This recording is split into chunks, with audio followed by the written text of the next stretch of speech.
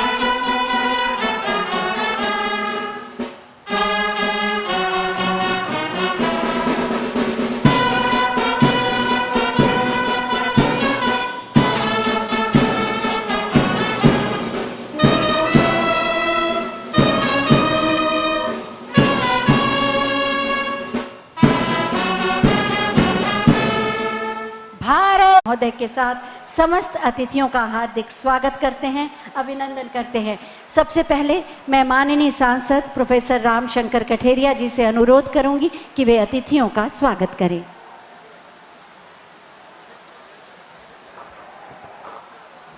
आज ये हम सबके लिए बहुत ही परम सौभाग्य और ये ऐतिहासिक ये दिन है कि आज हमारे देश के सर्वोच्च और संवैधानिक पदों को जो सुशोभित कर रहे हैं, ऐसे हमारे परम श्रद्धेय महामहिम माननीय राष्ट्रपति महोदय श्रद्धेय रामनाथ कोविंद जी का मैं हृदय से आप सबकी ओर से और पूरे कानपुर देहात जनपद की ओर से, इटावा लोकसभा की ओर से उनका हृदय से स्वागत करता हूं, अभिनंदन करता हूं, उनका वंदन करता हूं। उनके साथ में इस देश की प्रथम महिला श्रद्धेय सविता कोविंद जी भी यहाँ पर पधारी है। मैं उनका भी हृदय से आप सबकी ओर से और पूरे क्षेत्र की ओर से हृदय से अभिनंदन करता हूँ, वंदन करता हूँ। और यह परम सौभाग्य है कि आज इस मंच पर हम सबके सामने ये ऐतिहासिक और गौरवमयी क्षण है कि आज इसी मंच पर देश के परम श्रद्धेय राष्ट्रपति जहाँ विराजमान है और उन्हीं के साथ इसी मंच पर इस विश्व के सबसे लोकप्रिय नेता और हम सबके इस भारत के नए भारत के निर्माता, और हम सब जानते हैं कि जिन्होंने दुनिया में भारत के मान सम्मान स्वाभिमान को एक शिखर पर पहुंचाने का काम किया है, ऐसे परम श्रद्धेय हमारे देश के प्रधानमंत्री आदरणीय नरेंद्र मोदी जी यहाँ पर उपस्थित हैं। मैं आप सबके चरणों में निवेदन करता हूँ कि एक बार खड़े होकर के पूरे हृदय से तालियां बजा करके उनका स्वागत करें, उनका अभिनंदन करें, उनका वंदन करें कि आज इस परोंक के गांव में वो यहाँ पर पधारे हैं। इसी क्रम में उत्तर प्रदेश की महामहिम राज्यपाल माननीय आनंदीबेन पटेल जी यहाँ पर पधारी हैं, उनका मैं हृदय से स्वागत करता हूँ।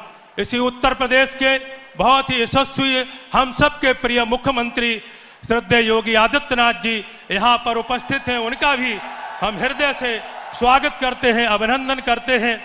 यहाँ पर भारत सरकार के राज्य मंत्री आदरणीय भानु प्रताप वर्मा जी यहाँ पर उपस्थित हैं, उनका हृदय से स्वागत करते हैं, वंदन करते हैं।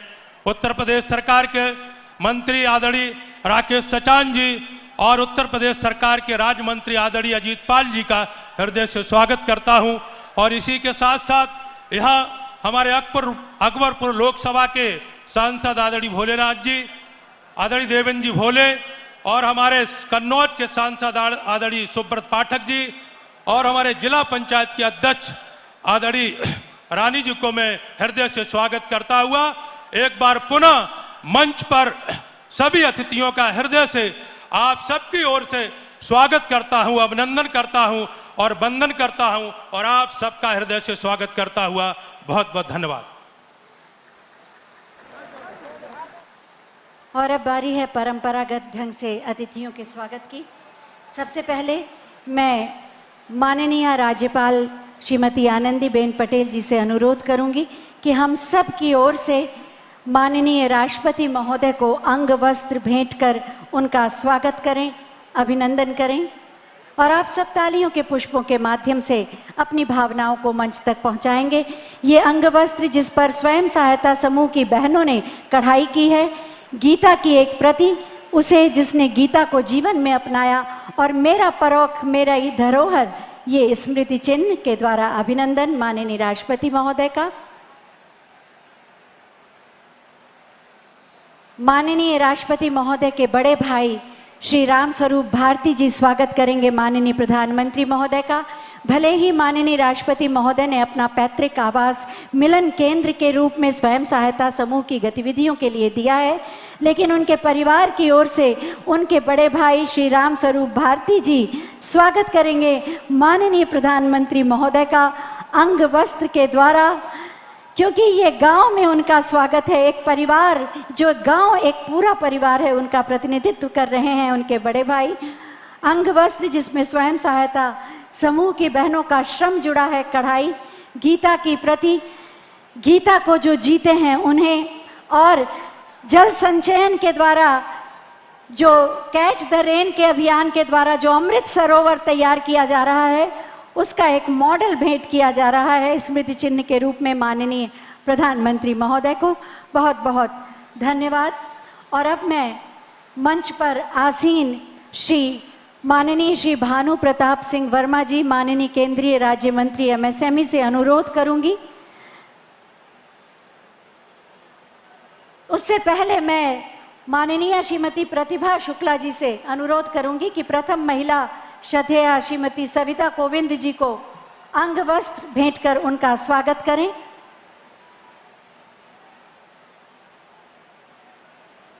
इस पर भी स्वयं सहायता समूह की बहनों की कढ़ाई है और हम सब की ओर से प्रेम में पगी ये साड़ी उपहार स्वरूप उन्हें प्रदान की जा रही है। माननीय प्रथम महिला का स्वागत। और अब मैं केंद्रीय राज्य मंत्री MSME श्री भानु प्रताप सिंह वर्मा जी से अनुरोध करूंगी कि वो अंग वस्त्र और गीता के माध्यम से माननीय राज्यपाल महोदया का अभिनंदन करें।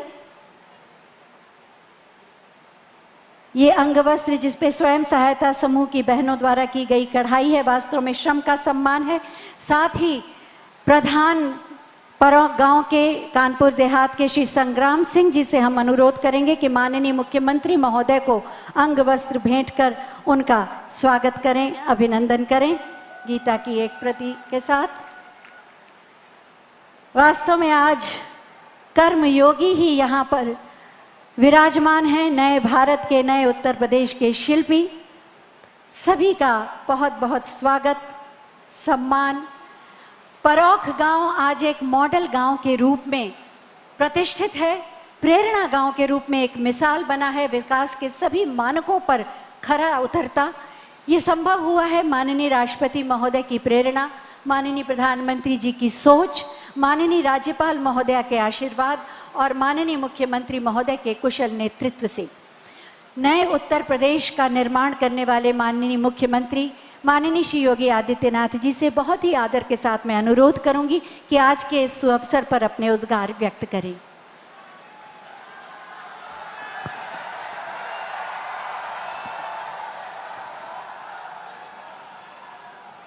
देश के महामहिम राष्ट्रपति जी,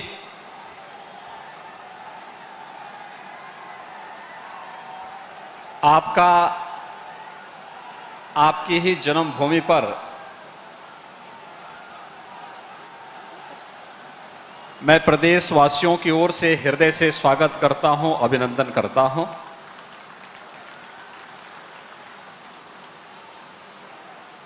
आज हम सबका ये सौभाग्य है कि जब ये देश आजादी का अमृत महोत्सव बड़े हर्षोल्लास के साथ मना रहा है, उन स्थितियों में उत्तर प्रदेश के कानपुर देहात जनपद के एक छोटे से गांव में भारत के सर्वोच्च संवैधानिक प्रमुख के रूप में आदरणीय राष्ट्रपति जी और आदरणीय प्रधानमंत्री जी एक साथ उस गांव में आकर के राष्ट्रपिता महात्मा गांधी के ग्राम स्वराज की परिकल्पना को साकार करने का एक संदेश भी दे रहे हैं। मैं इस अवसर पर आदरणीय प्रधानमंत्री जी ने अपने व्यस्ततम कार्यक्रम में से समय निकाल करके और पूरे फुर्सत के साथ गांव में एक एक कार्य का अवलोकन किया है, गांव के नागरिकों के साथ मिले हैं, पथरी देवी मंदिर में बाबा साहब भीमराव अंबेडकर जी के मंदिर में और फिर राष्ट्रपति जी के पैतृक घर में स्थापित मिलन केंद्र में जाकर के एक एक कार्य का अवलोकन किया है। इस अवसर पर मैं परोग गांव वासियों की ओर से, उत्तर प्रदेश के सभी नागरिकों की ओर से आदरणीय प्रधानमंत्री जी का भी मैं हृदय से स्वागत करता हूं, अभिनंदन करता हूं। देश की प्रथम महिला आदरणीय श्रीमती सविता कोविंद जी, प्रदेश की हमारी माननीय राज्यपाल श्रीमती आनंदीबेन पटेल जी,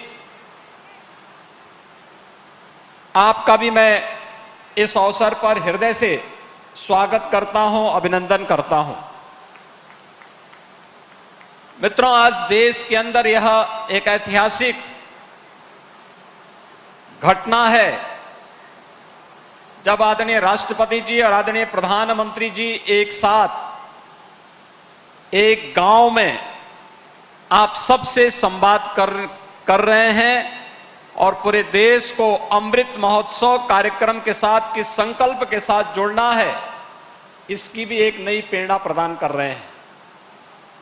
अभी इससे पहले आदरणीय प्रधानमंत्री जी लखनऊ में उत्तर प्रदेश के विकास को आगे बढ़ाने के लिए 80,000 करोड़ रुपए के औद्योगिक विकास के कार्यक्रम का वहां पर शुभारंभ करके उसका उद्घाटन करने के बाद आदरणीय प्रधानमंत्री जी बिना रुके सीधे कानपुर देहात के इस गांव में यहां पर उपस्थित हुए हैं और इस भीषण गर्मी में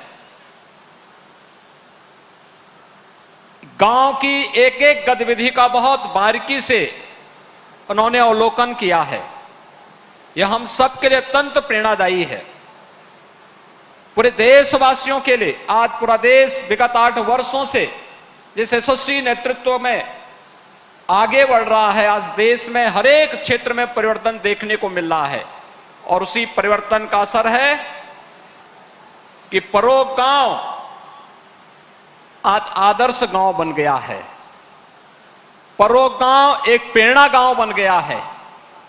परोग गांव एक डिजिटल गांव बन चुका है।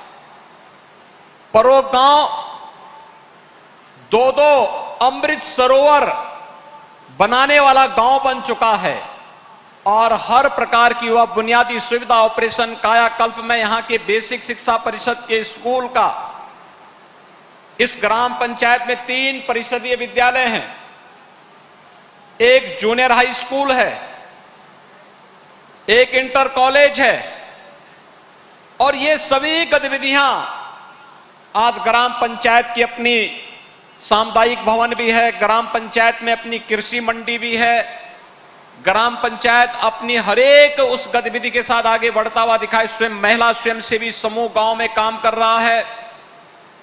अपने आप में एक आदर्श प्रेरणा का गांव बन चुका है और आदरणीय राष्ट्रपति जी और प्रधानमंत्री जी का एक साथ इस गांव में आगमन बहुत कुछ संदेश दे रहा है।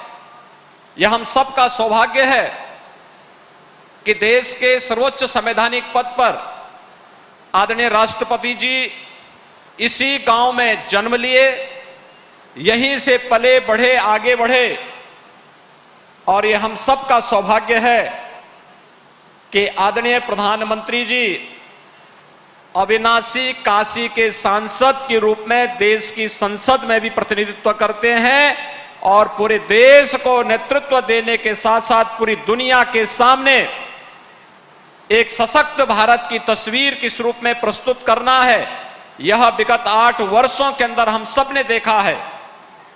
और भाइयों बहनों, काशी के साथ साथ उत्तर प्रदेश का समग्र विकास कैसे होना है, आज जो कुछ भी हम उत्तर प्रदेश के अंदर करने में सफल हैं, इसके पीछे आदरणीय प्रधानमंत्री जी का मार्गदर्शन और नेतृत्व ही हम सबका सबसे बड़ा संबल है, जिसके कारण आज उत्तर प्रदेश बीमारू राज्य की उस श्रृंखला से ऊपर उठ करके आज एक स्वावलंबी और समर्थ प्रदेश बनने की ओर अग्रसर हुआ है।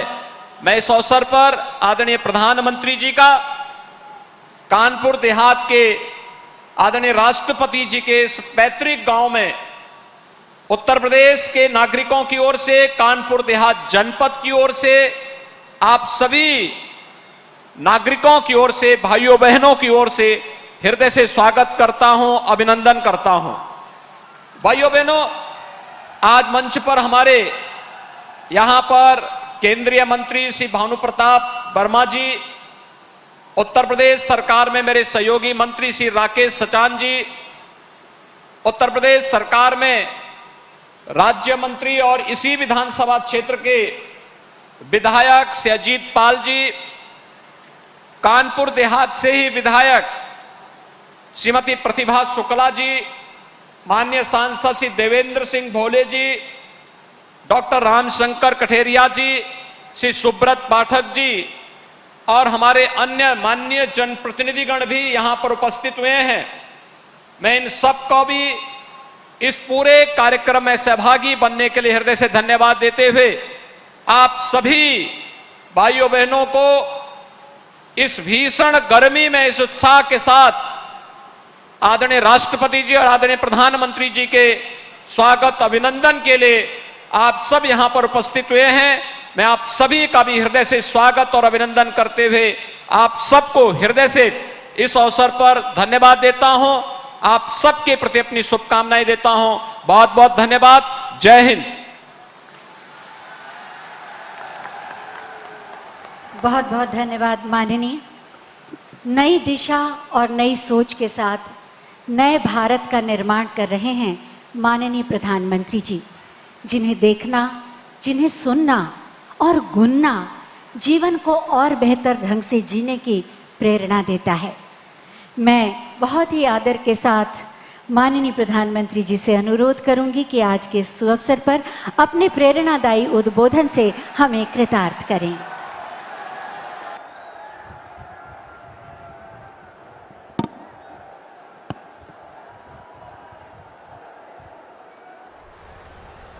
नमस्कार। इसी गांव की संतान, पराव गांव की मिट्टी में जन्म लेने वाले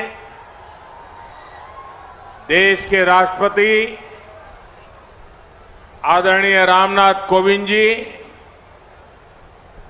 आदरणीय श्रीमती सविता कोविंद जी, उत्तर प्रदेश की राज्यपाल श्रीमती आनंदीबेन पटेल, उत्तर प्रदेश के लोकप्रिय मुख्यमंत्री योगी आदित्यनाथ जी, मंच पर विराजमान मंत्रिपरिषद के मेरे साथी, उत्तर प्रदेश मंत्रिपरिषद के मंत्रीगण, सांसदगण, विधायकगण और विशाल संख्या में पधारे आए मेरे प्यारे भाई और बहनों, राष्ट्रपति जी ने जब मुझे कहा था कि मुझे यहां आना है, तभी से मैं आपके पास आकर के गांव वालों से मिलने का इंतजार कर रहा था। आज यहां आकर वाकई मन को बड़ा सुकून मिला, बहुत अच्छा लगा।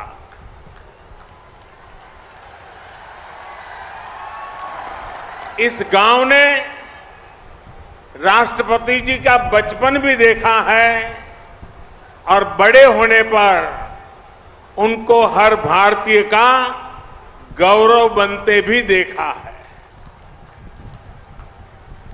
यहां आने से पहले राष्ट्रपति जी ने मुझसे इस गांव से कई यादें साझा की। मुझे पता चला कि 5वीं के बाद जब उनका दाखिला 5-6 मील दूर के गांव में करा दिया गया था तो नंगे पांव स्कूल तक दौड़ते हुए जाते थे। और ये दौड़ सेहत के लिए नहीं होती थी, ये दौड़ इसलिए होती थी कि गर्मी से तपती हुई पगडंडी पर पैर कम झले। सोचिए, ऐसी ही तपती दोपहरी में 5वीं में पढ़ने वाला कोई बालक नंगे पांव अपने स्कूल के लिए दौड़े जा रहा है।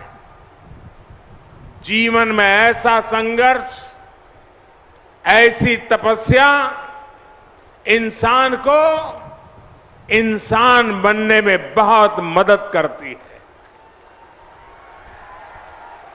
आज राष्ट्रपति जी के गांव में आने का यह अनुभव मेरे लिए जीवन की एक सुखद स्मृति की तरह है। भाइयों और बहनों, जब मैं राष्ट्रपति जी के साथ विभिन्न स्थानों को देख रहा था तो मैंने परोक्ष में भारतीय गांव की कई आदर्श छवियों को महसूस किया। यहां सबसे पहले मुझे पथरी माता का आशीर्वाद लेने का अवसर मिला। ये मंदिर इस गांव की, इस क्षेत्र की आध्यात्मिक आभा के साथ साथ एक भारत श्रेष्ठ भारत का भी प्रतीक है। और मैं कह सकता हूं कि ऐसा मंदिर है जहां देव भक्ति भी है, देशभक्ति भी है। और मैं देशभक्ति इसलिए कह रहा हूं कि राष्ट्रपति जी के पिताजी की सोच को मैं प्रणाम करता हूं, उनकी कल्पना शक्ति को प्रणाम करता हूं। वे अपने जीवन में तीर्थाटन करना, अलग अलग यात्रा स्थानों पर जाना, ईश्वर के आशीर्वाद लेना, इसके लिए कभी घर से निकल जाते थे, कभी बद्रीनाथ गए, कभी केदारनाथ गए, कभी अयोध्या गए, कभी काशी गए, कभी मथुरा गए, अलग अलग स्थान पर गए। उस समय की उनकी आर्थिक स्थिति ऐसी नहीं थी कि गांव के सबके लिए वहां से कोई प्रसाद ले आए, पूरे गांव को कुछ बांट सके। तो उनकी कल्पना बड़ी मजेदार थी कि वो उस तीर्थ क्षेत्र से, उस मंदिर परिसर से एक आध पत्थर ले आते थे और पत्थर यहां पेड़ के नीचे रख देते थे। और उस पवित्र स्थान से पत्थर आया है, हिंदुस्तान के कोने कोने से पत्थर आया है, इसके प्रति एक भाव जग जाता था। और गांव वालों ने उसे मंदिर के रूप में पूजा की कि ये फलाने इलाके का पत्थर है, उस फलाने मंदिर के इलाके का पत्थर है, ये फलानी नदी के पास का पत्थर है। इसलिए मैं कहता हूं कि इसमें देव भक्ति भी है और देशभक्ति भी है। राष्ट्रपति जी के पिताजी इस मंदिर में पूजा किया करते थे। इस पवित्र मंदिर के दर्शन करने में स्वाभाविक है कि मेरे मन में अनेक प्रकार के विचार मंडरा रहे थे और मैं अपने आप को धन्य पाता हूं कि मुझे उस मंदिर के दर्शन करने का अवसर मिला है। साथियों, परों की मिट्टी से राष्ट्रपति जी को जो संस्कार मिले हैं उसकी साक्षी आज दुनिया बन रही है। और मैं आज देख रहा था कि एक तरफ संविधान, दूसरी तरफ संस्कार, और आज गांव में राष्ट्रपति जी ने पद के द्वारा बनी हुई सारी मर्यादाओं से बाहर निकल करके मुझे आज हैरान कर दिया। वे स्वयं हेलीपैड पर रिसीव करने आए। मैं बड़ी शर्मिंदगी महसूस कर रहा था कि वो उनके मार्गदर्शन में हम काम कर रहे हैं। उनके पद की एक गरिमा है, एक वरिष्ठता है। मैंने कहा, राष्ट्रपति जी आपने मेरे साथ अन्याय कर दिया आज। तो उन्होंने सहज रूप से कहा कि संविधान की मर्यादाओं का पालन तो मैं करता हूं, लेकिन कभी कभी संस्कार की भी अपनी ताकत होती है। आज आप मेरे गांव में आए हैं, मैं यहां पर अतिथि का सत्कार करने के लिए आया हूं। मैं राष्ट्रपति के रूप में नहीं आया हूं। मैं इस गांव के एक बच्चे के रूप में, जहां से जिंदगी शुरू हुई, उस गांव के नागरिक के रूप में मैं आज आपका स्वागत कर रहा हूं। अतिथि देवो भव के संस्कार भारत में किस प्रकार से हमारी रगों में पहुंचे हैं, उसका उत्तम उदाहरण आज राष्ट्रपति जी ने प्रस्तुत किया। मैं राष्ट्रपति जी को आदरपूर्वक प्रणाम करता हूं। राष्ट्रपति जी ने अपने पैतृक आवास को मिलन केंद्र के रूप में विकसित करने के लिए दे दिया था। आज वो विमर्श और ट्रेनिंग सेंटर के तौर पर महिला सशक्तिकरण को नई ताकत दे रहा है। उनके प्रयास से यहां अंबेडकर भवन के रूप में बाबा साहेब का आदर्शों को प्रेरणा केंद्र भी बनाया गया है। मुझे विश्वास है भविष्य में पुनः आपके सामूहिक प्रयासों से विकास के रास्ते पर और भी तेजी से आगे बढ़ेगा और देश के सामने ग्रामीण विकास का मॉडल पेश करेगा। साथियों, हम कहीं भी क्यों न पहुंच जाएं, बड़े बड़े शहरों या दुनिया के किसी भी कोने में क्यों न बस जाएं, अगर हमने अपने गांव को जिया है तो हमारा गांव हमारे भीतर से कभी नहीं निकलता है। वो हमारी रगों में बस जाता है, वो हमारी सोच में हमेशा रहता है। हम इसलिए कहते हैं कि भारत की आत्मा गांव में बसती है, क्योंकि गांव हमारी आत्माओं में बसता है। आज जब देश अपनी आजादी का अमृत महोत्सव मना रहा है, तो ग्रामीण भारत के लिए, हमारे गांवों के लिए हमारे सपने और भी महत्वपूर्ण हो जाते हैं। हमारे स्वाधीनता संग्राम के दौरान महात्मा गांधी भारत की आजादी को भारत के गांव से जोड़कर देखते थे। भारत का गांव यानी जहां आध्यात्म भी हो, आदर्श भी हो। भारत का गांव यानी जहां परंपराएं भी हो और प्रगतिशीलता भी हो। भारत का गांव यानी जहां संस्कार भी हो और सहकार भी हो, जहां ममता भी हो और समता भी हो। आज आजादी के अमृतकाल में ऐसे ही गांवों का पुनर्गठन, उनका पुनर्जागरण, ये हमारा कर्तव्य है। आज इसी संकल्प को लेकर देश गांव, गरीब, कृषि, किसान और पंचायती लोकतंत्र के विभिन्न आयामों में काम कर रहा है। आज भारत के गांव में सबसे तेज गति से सड़कें बन रही हैं। आज भारत के गांवों में तेज गति से ऑप्टिकल फाइबर बिछाया जा रहा है। आज भारत के गांवों में तेज गति से घर बन रहे हैं, एलईडी स्ट्रीट लाइटें लग रही हैं। शहरों के साथ साथ हमारे गांव में भी विकास के हर मार्ग पर कदम से कदम मिलाकर के चले, ये नए भारत की सोच भी है और नए भारत का संकल्प भी है। आप सोचिए, क्या किसी ने कल्पना की थी कि एक दिन खेती से जुड़े मुश्किल से मुश्किल काम अब ड्रोन के जरिए से भी होना शुरू हो जाएगा।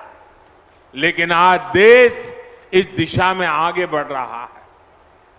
मुझे बताया गया है कि यहां इस गांव में भी 300 से ज्यादा लोगों को स्वामित्व के तहत घरौनी दी जा चुकी है, प्रॉपर्टी के कागज दिए जा चुके हैं। टेक्नोलॉजी के जरिए कैसे किसान की सुविधा और आमदनी दोनों बढ़े, इस दिशा में तेजी से काम किया जा रहा है। साथियों, हमारे गांवों के पास सबसे ज्यादा सामर्थ्य है, सबसे ज्यादा श्रम शक्ति है और सबसे ज्यादा समर्पण भी है। इसलिए भारत के गांवों का सशक्तिकरण हमारी सरकार की सर्वोच्च प्राथमिकताओं में से एक है। जनधन योजना हो, आवास योजना हो, उज्ज्वला के तहत मिला गैस कनेक्शन हो, हर घर जल अभियान हो, आयुष्मान भारत योजना हो, इन सभी का लाभ करोड़ों गांव वासियों को मिला है। गरीब कल्याण के लिए देश ने जिस गति से काम किया है वो अभूतपूर्व है। अब देश का एक लक्ष्य है हर योजना का 100% लाभ 100% लाभार्थियों तक पहुंचाना, यानी 100% सशक्तिकरण। न कोई भेदभाव, न कोई फर्क, यही तो सामाजिक न्याय है। समरसता और समानता का बाबा साहब का यही वो सपना था जिसे आधार बनाकर उन्होंने हमें हमारा संविधान दिया था। बाबा साहब का वो सपना आज पूरा हो रहा है। देश उस दिशा में आगे बढ़ रहा है। साथियों, आज का ये अवसर एक और बात के लिए बहुत ऐतिहासिक है और ये बात सभी के लिए नोट करने वाली है, क्योंकि ये देश के लोकतंत्र की ताकत, देश के गांव की ताकत को एक साथ दिखाती है। यहां इस मंच पर आदरणीय राष्ट्रपति जी, यूपी की राज्यपाल आनंदीबेन पटेल और मुख्यमंत्री योगी आदित्यनाथ जी उपस्थित हैं। मुझे भी अपने आप सब देशवासियों ने देश की सेवा के लिए इतना बड़ा दायित्व सौंपा है।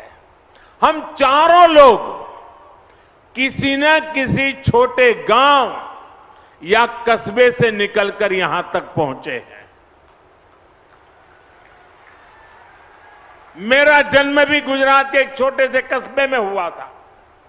गांव की संस्कृति, संस्कार और हमारे यहां जुड़े संघर्षों ने हमारे जी से जैसे कितने ही लोगों को तनासा, हमारे संस्कारों को मजबूत किया।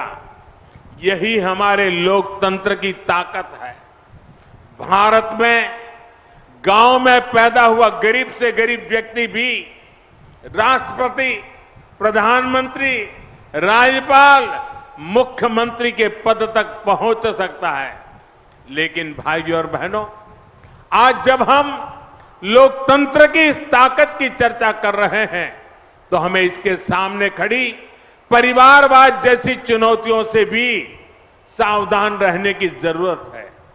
ये परिवारवाद ही है जो राजनीति ही नहीं बल्कि हर क्षेत्र में प्रतिभाओं का गला गोंदता है, उन्हें आगे बढ़ने से रोकता है। वैसे साथियों, मैं जब परिवारवाद के खिलाफ बात करता हूं तो कुछ लोगों को लगता है कि ये राजनीतिक बयान है। मैं किसी राजनीतिक दल के खिलाफ बात कर रहा हूं, वैसा प्रचार होता है। मैं देख रहा हूं कि जो लोग परिवारवाद की मेरी व्याख्या में सही बैठते हैं वो मुझसे भड़के हुए हैं, गुस्से में हैं। देश के कोने कोने में ये परिवारवादी मेरे खिलाफ अब एकजुट हो रहे हैं। वो इस बात से भी नाराज है कि क्यों देश का युवा परिवारवाद के खिलाफ मोदी की बातों को इतना गंभीरता से ले रहा है। साथियों, मैं इन लोगों को कहना चाहता हूं कि मेरी बात का गलत अर्थ न निकाले। मेरी किसी राजनीतिक दल से या किसी व्यक्ति से कोई व्यक्तिगत नाराजगी नहीं है। मैं तो चाहता हूं कि देश में एक मजबूत विपक्ष हो, लोकतंत्र को समर्पित राजनीतिक पार्टियां हो। मैं तो चाहता हूं कि परिवारवाद के शिकंजे में फंसी पार्टियां खुद को इस बीमारी से मुक्त करें, खुद अपना इलाज करें, तभी भारत का लोकतंत्र मजबूत होगा। देश के युवाओं को राजनीति में आने का ज्यादा से ज्यादा अवसर मिलेगा। खैर, परिवारवादी पार्टियों से मैं कुछ ज्यादा ही उम्मीद कर रहा हूं, इसलिए मैं आपके बीच भी कहूंगा कि हमारी जिम्मेदारी है कि हम देश में परिवारवाद से जैसी बुराइयों को न पनपने दें। गांव के गरीब का बेटा, गांव के गरीब की बेटी भी राष्ट्रपति, प्रधानमंत्री बन सके, इसके लिए परिवारवादी पार्टियों को रोका जाना बहुत जरूरी है। साथियों, राष्ट्रपति जी के इस गांव में आज आकर के मैं उपहार स्वरूप कुछ मांगने आया हूं। मैं कुछ मांगना चाहता हूं। आपको लगेगा एक कैसा प्रधानमंत्री है, हमारे गांव में आया, लाया कुछ नहीं और मांग रहा है हमसे।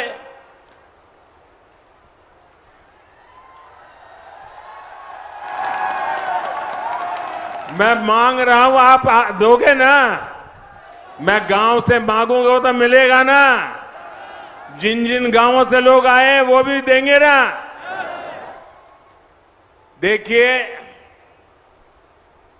आपने अपने गांव में इतना विकास किया है। आज जब देश अपनी आजादी का अमृत महोत्सव मना रहा है, तो आपको अपना प्रयास बढ़ाना है। अमृत काल में देश ने संकल्प लिया है कि देश के हर जिले में 75 अमृत सरोवर बनाए जाएंगे। और अभी योगी जी बता रहे थे कि यहां परोख में भी 2 अमृत सरोवर का निर्माण हो रहा है। आपको इस अमृत सरोवर के निर्माण में मदद भी करनी है, कार सेवा भी करनी है और इसकी भव्यता भी बनाए रखनी है। मैं आपसे एक और बात भी मांगता हूं और मुझे विश्वास है कि आप ये मेरी मांग को भी पूरा करेंगे, और वो है प्राकृतिक खेती, नेचुरल फार्मिंग। परों गांव में ज्यादा से ज्यादा किसान नेचुरल फार्मिंग को अपनाएं, प्राकृतिक खेती को अपनाएं, तो ये देश के लिए एक बहुत बड़ा उदाहरण बनेगा। साथियों, भारत की सफलता का एक ही रास्ता है, सबका प्रयास। सबके प्रयास से ही आत्मनिर्भर भारत का सपना भी पूरा होगा। और आत्मनिर्भर भारत का अर्थ है आत्मनिर्भर गांव, आत्मनिर्भर युवा। हमारे गांव गति पकड़ेंगे तो देश गति पकड़ेगा। हमारे गांव विकास करेंगे तो देश विकास करेगा। आदरणीय कोविंद जी ने के रूप में देश को राष्ट्रपति देने वाले परोख ने यह साबित कर दिया है कि गांवों की मिट्टी में कितना सामर्थ्य होता है। हमें इस सामर्थ्य का, इस प्रतिभा का सही इस्तेमाल करना है। हम सब मिलकर काम करेंगे और देश के सपनों को पूरा करेंगे। इसी संकल्प के साथ मैं एक बार फिर आदरणीय राष्ट्रपति जी का हृदय से आभार प्रकट करता हूं कि उन्होंने अपने साथ मुझे भी यहां आने का अवसर दिया। मैं आप सभी का भी एक बार फिर हृदय से अभिनंदन करता हूं और गांव के हर गली में जहां जहां गया, जिस उमंग और उत्साह से आपने अभिवादन किया, पुष्प वर्षा की, स्नेह वर्षा की, अब प्यार से अभिभूत कर दिया। मैं आपके इस प्यार को कभी भूल नहीं पाऊंगा, आपके इस स्वागत को कभी भूल नहीं पाऊंगा। और गांव के अंदर जितना भी समय बिताने का अवसर मिला, खुद के बचपन के साथ भी मैं जुड़ गया। इसलिए भी मैं आप गांव वासियों का हृदय से अभिनंदन करते हुए मेरी वाणी को विराम देता हूं। बहुत बहुत धन्यवाद।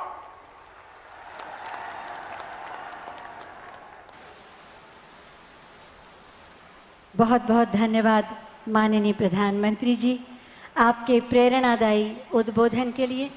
सचमुच ये समारोह सिर्फ एक ऐतिहासिक समारोह ही नहीं, बल्कि भावनात्मक उत्सव है। और इसीलिए यहाँ की भावनाएं जो प्रत्यक्ष रूप से प्रकट हुई या अप्रत्यक्ष रूप से हृदय में सजोई हुई हैं, उन्होंने माननीय प्रधानमंत्री जी के हृदय की संवेदनाओं को भी जगाया और वो स्वयं एक अपने बचपन से भी जुड़ पाए इस गांव में आकर। ये हमारा सौभाग्य है। निश्चित रूप से हम सब गर्व का अनुभव कर रहे हैं। तो माननीय राष्ट्रपति महोदय के हृदय के द्वार पर भी स्मृतियों की अनेक आहटें दस्तक दे रही होंगी, उनके हृदय में भी भावनाओं का सागर उमड़ रहा होगा। मैं बहुत ही आदर के साथ माननीय राष्ट्रपति महोदय से अनुरोध करूंगी कि वो अपनी इन अनुभूतियों को हमसे साझा करें, हमें अपने उद्बोधन से कृतार्थ करें आप सबकी जोरदार तालियों के साथ। मेरे गांव परौख में आयोजित इस विशेष जनसभा में प्रमुख रूप से उपस्थित भारत के प्रधानमंत्री श्री नरेंद्र मोदी जी, उत्तर प्रदेश की राज्यपाल श्रीमती आनंदीबेन पटेल जी, मुख्यमंत्री श्री योगी आदित्यनाथ जी, केंद्र सरकार में सूक्ष्म, लघु और मध्यम उद्यम राज्य मंत्री श्री भानु प्रताप सिंह वर्मा जी, उत्तर प्रदेश सरकार में सूक्ष्म, लघु और मध्यम उद्यम मंत्री श्री राकेश सचान जी, विज्ञान और प्रौद्योगिकी राज्य मंत्री श्री अजीत सिंह पाल जी, महिला कल्याण एवं बाल विकास राज्य मंत्री श्रीमती प्रतिभा शुक्ला जी, सांसदगण डॉक्टर रामशंकर कठेरिया जी, श्री देवेंद्र सिंह भोले जी तथा श्री सुब्रत पाठक जी, जिला परिषद की अध्यक्षा श्रीमती नीरज रानी जी, अन्य जनप्रतिनिधिगण, देवियों और सज्जनों, मुझे प्रसन्नता है कि मेरे निमंत्रण पर प्रधानमंत्री जी मेरे पैतृक गांव पधारे। इसके लिए प्रधानमंत्री जी मैं अपनी ओर से और यहाँ एकत्रित सभी लोगों की ओर से आपका हार्दिक स्वागत करता हूँ। प्रधानमंत्री जी हमारे इस छोटे से गांव में जनता जनार्दन से मिलने के लिए यहाँ आए हैं, ये आपकी सहृदयता भी है और उदारता भी। आज न केवल मेरा गांव आपका ऋणी हो गया है, बल्कि मेरा जिला भी अनुग्रहित हो गया है। प्रधानमंत्री जी, उत्तर प्रदेश तो हमारे लोकतंत्र की सर्वसमावेशी शक्ति के प्रति आपकी निष्ठा का उसी दिन कायल हो गया था जिस दिन इस राज्य के एक गरीब परिवार में जन्मे मुझ जैसे व्यक्ति को राष्ट्रपति पद की जिम्मेदारी देने की पहल आपके द्वारा की गई थी। उत्तर प्रदेश के लोगों को सदैव इस बात की टीस रहती थी कि इस राज्य ने देश को 9 प्रधानमंत्री दिए, लेकिन राष्ट्रपति एक बार भी नहीं। लेकिन आज उत्तर प्रदेश के लोगों को गर्व की अनुभूति होती है कि यहाँ के एक निवासी को पहली बार देश के सर्वोच्च संवैधानिक पद का उत्तरदायित्व प्रदान किया गया और इसका श्रेय प्रधानमंत्री जी आपको जाता है। इसे मैं पूरे देश का सौभाग्य मानता हूं कि प्रत्येक नागरिक के जीवन को सरल व सुखमय बनाने के लिए प्रधानमंत्री जी सतत प्रयत्नशील रहते हैं। उन्होंने भारत माता की सेवा करने के अर्थ को नए आयाम दिए हैं। उन्होंने राष्ट्र सेवा और जन कल्याण की अवधारणा को नई सार्थकता प्रदान की है। बहनों और भाइयों, इस बात का मैं विशेष उल्लेख करना चाहूँगा कि यहाँ आप सबके बीच आने से पहले प्रधानमंत्री जी ने गांव का भ्रमण किया। उन्होंने माता पथरी देवी के मंदिर में पूजा अर्चना की, लेकिन वे बाबा साहब डॉक्टर आम्बेडकर की प्रतिमा पर पुष्पांजलि अर्पित करना और उनको सादर नमन करना नहीं भूलें। इस प्रकार प्रधानमंत्री जी ने बाबा साहब के आधुनिक भारत के निर्माण के संकल्प के लिए अपनी प्रतिबद्धता व्यक्त की है। बाबा साहब ये मानते थे कि हमारे लोकतंत्र की जड़ें हमारे देश की प्राचीन परंपराओं से ही अपनी जीवनी शक्ति प्राप्त करती हैं। हम सभी जानते हैं कि भारतीय संस्कृति पर आधारित समावेशी तथा समरस समाज के निर्माण तथा गरीब, पिछड़े और वंचित वर्गों के उत्थान के प्रति बाबा साहब जीवन भर संघर्षरत रहे। उनके आदर्शों को जिस प्रकार प्रधानमंत्री जी ने कार्य रूप दिया है वह हम सब के लिए अनुकरणीय भी है और अपने आप में एक मिसाल भी है। प्रधानमंत्री जी, आपको ये जानकर आश्चर्य होगा कि आज से लगभग 50-55 वर्ष पहले हमारे इस गांव में पहली बार किसी राष्ट्रीय स्तर के नेता का आगमन हुआ था और वे नेता थे डॉक्टर राम मनोहर लोहिया जी। मुझे आज भी याद है कि मेरी ही तरह गांव के बहुत से लोगों ने पहली बार जीप देखी थी जिस पर लोहिया जी आए थे। इसलिए आज आपके यहाँ आगमन से मेरे गांव तथा आसपास के क्षेत्र के लोग एक दुर्लभ ऐतिहासिक घटना के साक्षी बन रहे हैं। भाइयों और बहनों, मैं जब भी यहाँ आया, अपने गांव में आता हूँ, तो सहज ही मैं यहाँ की माटी को अपने माथे से लगाता हूँ। शायद इस बात से सभी लोग सहमत होंगे कि प्रत्येक व्यक्ति के हृदय में, चाहे वह छोटा हो या बड़ा, साधारण हो या असाधारण, उसमें अपनी माँ और मातृभूमि के प्रति विशेष अनुराग व श्रद्धा का भाव जीवन पर्यंत बना रहता है। मातृशक्ति के लिए यह विशेष अनुराग व आदर का भाव मैंने प्रधानमंत्री जी के जीवन में भी देखा है। मैं मानता हूँ कि आज मैं जो कुछ भी हूँ, जहाँ पर भी हूँ, वो शुभ चिंतकों की शुभेच्छाओं के साथ साथ अपनी मातृभूमि के आशीर्वाद के बल पर ही संभव हो सका है। मैं तो ये भी मानता हूँ कि मेरे इस गांव की मिट्टी की वो ताकत है और आप सबका प्रधानमंत्री जी के लिए अपार स्नेह है जिसने प्रधानमंत्री जी को भी इस छोटे से गांव में बुला लिया। बहनों और भाइयों, मुझे बताया गया है कि इस गांव के और आसपास के क्षेत्र के निवासियों के हित में स्थानीय प्रशासन द्वारा अनेक जन सुविधाओं तथा कल्याणकारी कार्यों को संपन्न किया गया है। ऐसे जनहितैषी कार्यों के लिए मैं राज्य सरकार तथा स्थानीय प्रशासन की सराहना करता हूं।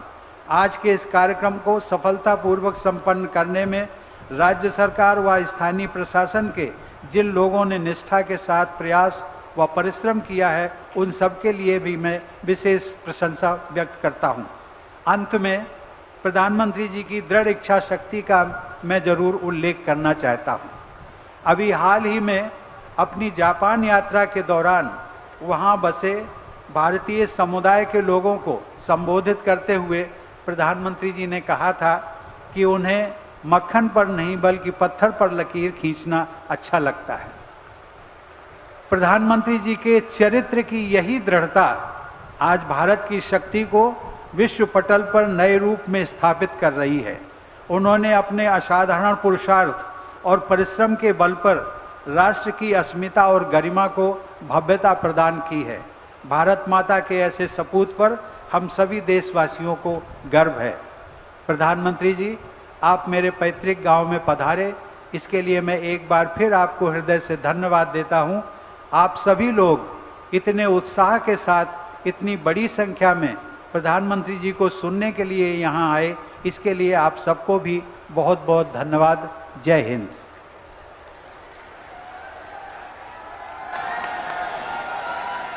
बहुत बहुत धन्यवाद माननीय राष्ट्रपति महोदय, आपके प्रेरणादायी और भावनात्मक उद्बोधन के लिए। सभी से अनुरोध है कि कृपया राष्ट्रगान के लिए अपने स्थान पर खड़े हो जाएं। समस्त गतिविधियों को अब विराम दे दें।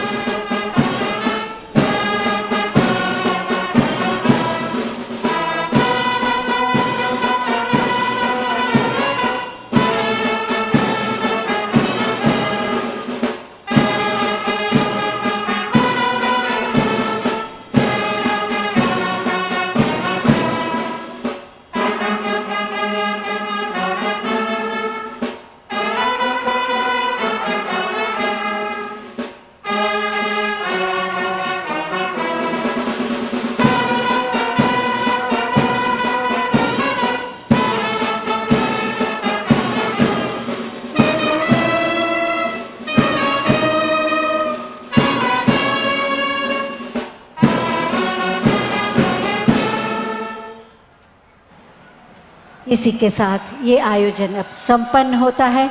सौभाग्य है हमारा कि हमें माननीय राष्ट्रपति महोदय के साथ साथ माननीय प्रधानमंत्री महोदय का भी सानिध्य मिला, माननीय राज्यपाल, माननीय मुख्यमंत्री महोदय का सानिध्य, आप सभी का हृदय से